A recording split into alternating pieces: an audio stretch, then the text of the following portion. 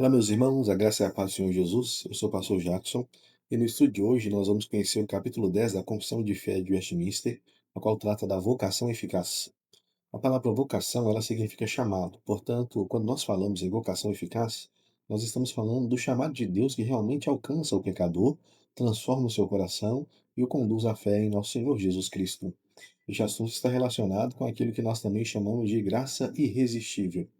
Isso não significa que Deus arrasta uma pessoa contra a vontade dela para Cristo.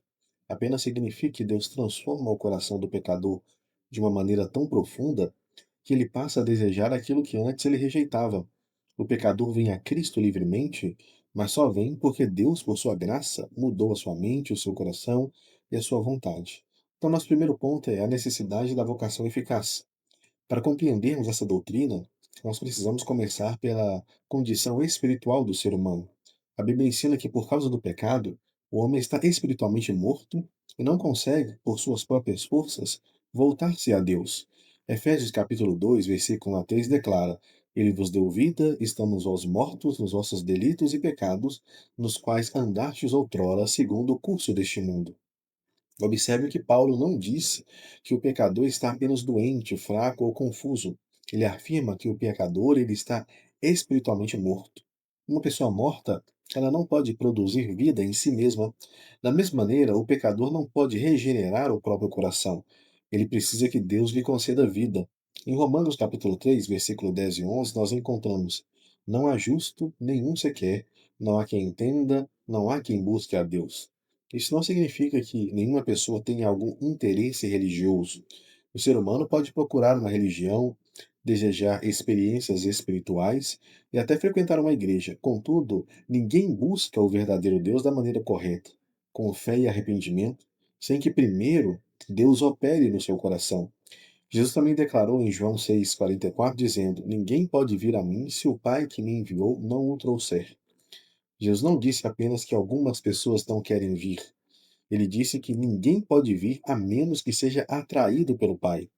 O pecado não destruiu a capacidade humana de tomar decisões comuns. Nós continuamos escolhendo o que comer, nós escolhemos onde trabalhar, ou com quem conversar, e muitas outras coisas nós escolhemos. Entretanto, a nossa vontade natural, ela está inclinada contra Deus. O problema do homem não está apenas na falta de informação, o seu problema está no coração. Por isso, ele não precisa somente de bons conselhos, ele precisa nascer de novo. Chegamos ao nosso segundo ponto. Deus chama eficazmente os seus eleitos. A confissão de fé nos ensina que todos aqueles que Deus predestinou para a vida, e somente esses, serão eficazmente chamados no tempo determinado por Deus. Romanos capítulo 8, versículo 29 e 30 diz: Portanto, a que de antemão conheceu, também o predestinou para serem conformes à imagem de seu Filho. E aos que predestinou, a estes também chamou, e aos que chamou, a estes também justificou, e aos que justificou, a estes também glorificou. Esse texto apresenta uma corrente que não pode ser quebrada. Aqueles que Deus predestinou, ele chamou. Aqueles que chamou eficazmente, ele justificou. E aqueles que justificou, ele também glorificará. A nossa salvação, do começo ao fim, meus irmãos, está nas mãos de Deus. Isso não significa que o pecador é salvo sem arrependimento e sem fé. Todo aquele que é salvo se arrepende de seus pecados e crê em Jesus Cristo. Entretanto, tanto o arrependimento quanto a fé são fruto da graça de Deus que opera no coração humano. Em Atos capítulo 16, versículo 14 diz, nós encontramos o exemplo de Lídia, né? O texto diz, o Senhor lhe abriu o coração para atender às coisas que Paulo dizia. Quem lembra do texto? Paulo pregou ali, junto àquele rio, em Filipos, onde encontrou aquelas mulheres. Enquanto ele falava da pregação do evangelho, Deus abriu o coração de Lídia para que ela passasse a entender as coisas que Paulo dizia. Paulo pregou a palavra, Lídia ouviu a mensagem, mas foi o Senhor que abriu o coração, e aqui nós percebemos a atuação conjunta da palavra de Deus e do Espírito Santo. Deus não força Lídia a aceitar o evangelho contra a vontade dela. Deus abre o seu coração, ilumina o seu entendimento e muda a sua disposição. Como resultado, ela recebe a mensagem voluntariamente. Foi tema do nosso último sermão aqui na congregação presbiteriana de Sião, situado no bairro Duquesa 2, Rua Beguá, número 206. A vocação eficaz também aparece na conversão de Saulo. Ele está caminhando de Damasco para prender os cristãos, Saulo não estava procurando Jesus, ele estava perseguindo aqueles que seguiam Jesus. Porém, Cristo foi ao seu encontro, transformou sua vida e fez daquele perseguidor um apóstolo. A salvação de Saulo começou pela iniciativa soberana de Deus.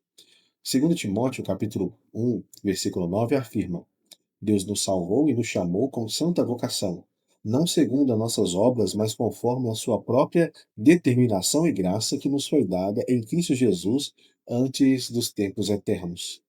Meus irmãos, portanto, não somos chamados porque Deus encontrou alguma bondade em nós ou pelas coisas que nós fazemos.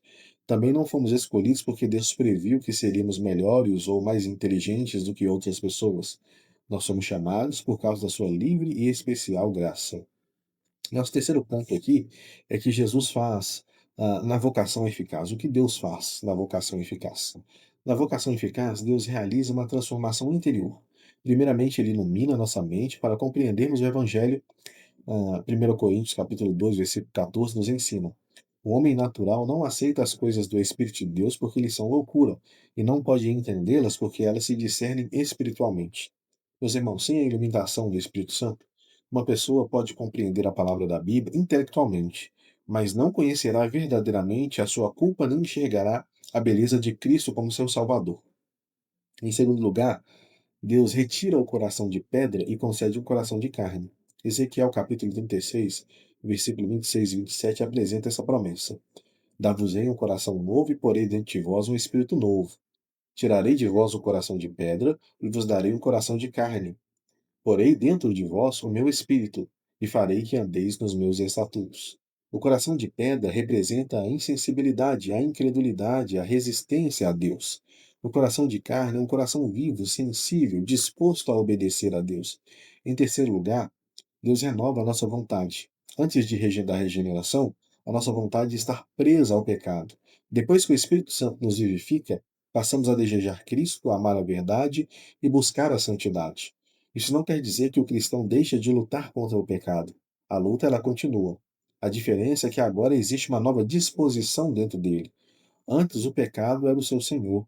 Agora, embora ainda seja tentado, nós pertencemos a Cristo. E nós começamos a lutar contra aquilo que antes nós praticávamos sem arrependimento. Filipenses capítulo 2, versículo 13 declara: Porque Deus é quem efetua em vós tanto querer como realizar segundo a sua boa vontade. Deus trabalha tanto em nosso querer quanto em nosso agir. Por isso, a graça é irresistível e não pode ser destruída, não pode destruir a vontade humana, mas porque a liberdade de Deus, Deus transforma a pessoa em máquinas de maneira nenhuma. Ele liberta pecadores da escravidão para que venham voluntariamente a Cristo. Jesus afirmou em João capítulo 6, versículo 37: Todo aquele que o Pai me dá, esse virá a mim, e o que vem a mim de modo nenhum será lançado fora. Todo aquele que o Pai entrega ao Filho certamente virá, e todo aquele que vier será recebido por Deus.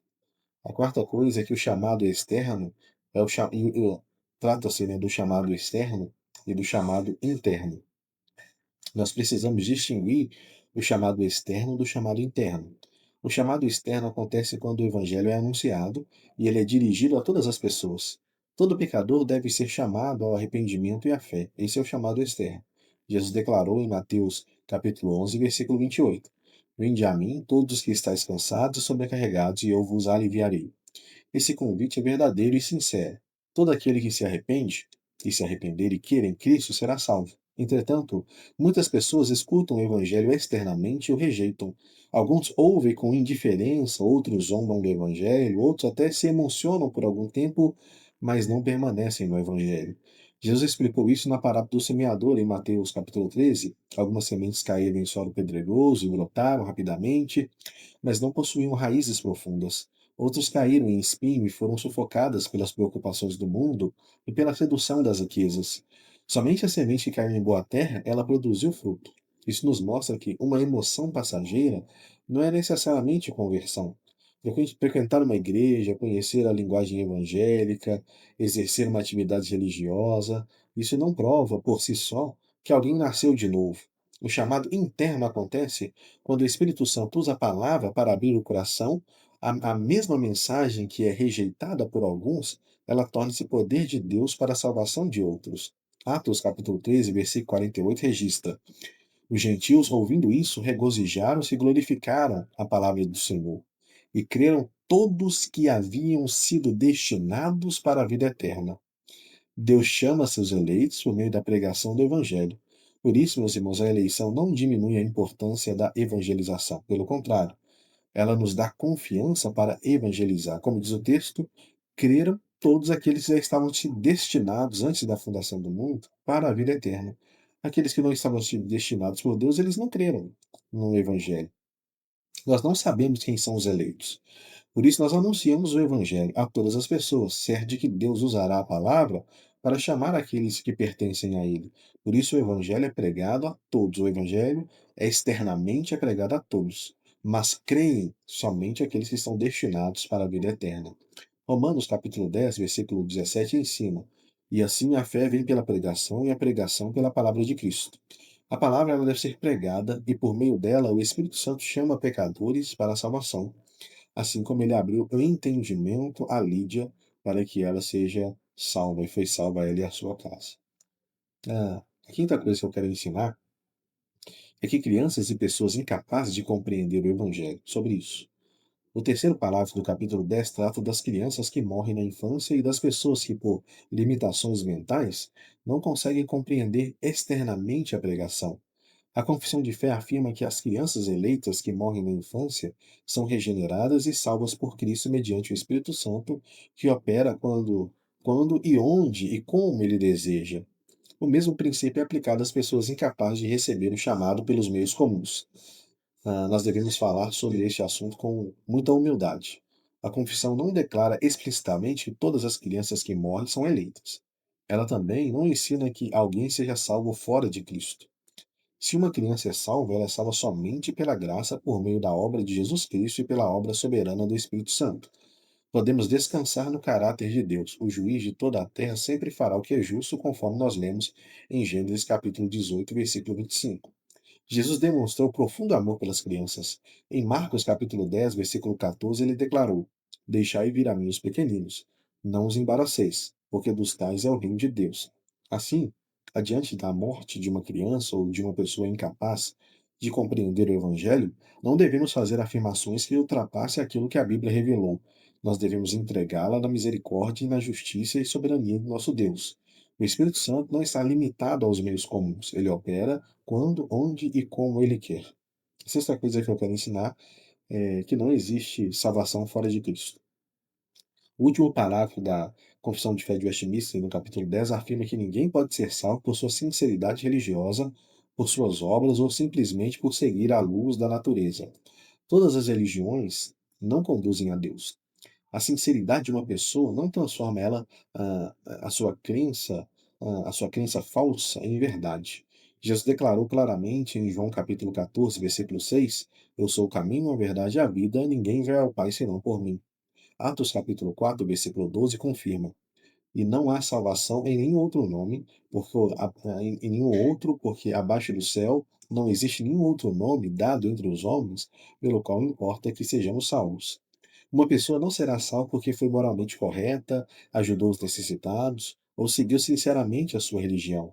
As boas obras têm importância, mas não pode apagar os nossos pecados. A salvação acontece somente pela graça, somente mediante a fé, somente por meio de Jesus Cristo. E essa verdade torna a obra missionária urgente. Se as pessoas pudessem ser salvas sem ouvir sobre Cristo, a evangelização não seria necessária. Mas porque Cristo é o único Salvador, o único caminho, nós devemos anunciar o Evangelho a todas as nações. Quero trazer agora algumas aplicações finais. Concluindo aqui a minha mensagem, apresentando algumas aplicações para a nossa vida. A primeira aplicação é: seja humilde diante da graça de Deus. Se você creu em Jesus, não foi porque era melhor do que os outros, ou mais sábio, ou mais merecedor. Foi porque Deus teve misericórdia de você. 1 Coríntios capítulo 4, versículo 7 pergunta: E que tens tu que não tenha recebido? Não existe, meus irmãos, lugar para o orgulho na vida cristã. A nossa salvação é um presente da graça de Deus. A segunda aplicação que eu quero trazer no seu coração é: examine se existe frutos da vocação eficaz na sua vida. Não basta dizer eu frequento uma igreja, ou eu fiz uma oração no passado, Nós devemos perguntar: existe em mim arrependimento verdadeiro? Eu confio somente em Cristo? Eu tenho amor pela palavra? Eu desejo abandonar o pecado? Eu estou crescendo em santidade? Segundo, na verdade, 2 Coríntios, capítulo 13, versículo 5 diz o seguinte: examinai-vos a vós mesmos se realmente estáis na fé. Esse exame não significa procurar perfeição em você. Nenhum cristão é perfeito nessa vida. Nós devemos procurar sinais da graça. Fé em Cristo, arrependimento, amor a Deus e uma luta sincera contra o pecado. A terceira aplicação que eu quero trazer ao seu coração é valorize a pregação da palavra. Deus ordinariamente chama os seus eleitos por meio da palavra lida, ensinada e pregada. Por isso, nós precisamos de igrejas comprometidas com a exposição fiel das Escrituras e não de mensagens construídas para entreter ou nos emocionar. Tiago, capítulo 1, versículo 18, declara: pois segundo o seu querer, ele nos gerou pela palavra da verdade. A quarta aplicação que eu quero trazer é evangelize com esperança. Talvez você não esteja orando há muitos anos pela conversão de um filho, de um cônjuge, de um parente ou de um amigo. Não desista. Você não pode mudar o coração dessa pessoa, mas Deus pode. Continue orando, continue vivendo o Evangelho e anunciando a palavra de Deus. No tempo determinado por Deus, ele pode abrir o coração mais resistente. A quinta aplicação é: encontre a segurança em Cristo. A nossa salvação não depende da força da nossa mão, segurando, não depende da nossa própria força, né? Mas depende da força de Cristo, né? Da mão poderosa de Cristo, a qual nós estamos segurando. Jesus disse em João capítulo 10, versículo 27 e 28: as minhas ovelhas ouvem a minha voz, eu as conheço e elas me seguem, eu lhe dou a vida eterna, jamais perecerão, e ninguém as arrebatará da minha mão. Que maravilhosa segurança, não é mesmo? Aquele que foi chamado eficazmente, justificado pela fé e unido a Cristo, está guardado pelo poder de Deus. Concluindo, a vocação eficaz é a obra graciosa pela qual Deus, por meio da sua palavra e de seu Espírito, tira o pecador da morte espiritual, ilumina sua mente, transforma o seu coração, renova a sua vontade e o conduz livremente a Jesus Cristo. Nós estávamos mortos, mas Deus nos deu vida. Estávamos nas trevas, mas Deus fez a luz do Evangelho brilhar em nosso coração. Nós tínhamos um coração de pedra, mas Deus nos deu um coração de carne. Estávamos distante, mas Deus nos chamou para perto de Cristo. Toda a glória pertence ao Senhor. Se você ouve a voz de Cristo e reconhece os seus pecados e deseja encontrar salvação, não endureça o seu coração. Venha a Jesus. Ele prometeu que jamais rejeitará aquele que vier a ele. E se você já foi alcançado pela graça, viva com humildade, gratidão, santidade, compromisso com a evangelização e que Deus nos ajude a compreender Sua palavra e a descansar em Sua maravilhosa graça. Até o próximo estudo, se Deus quiser e se Deus permitir, e que o Senhor abençoe você e sua família.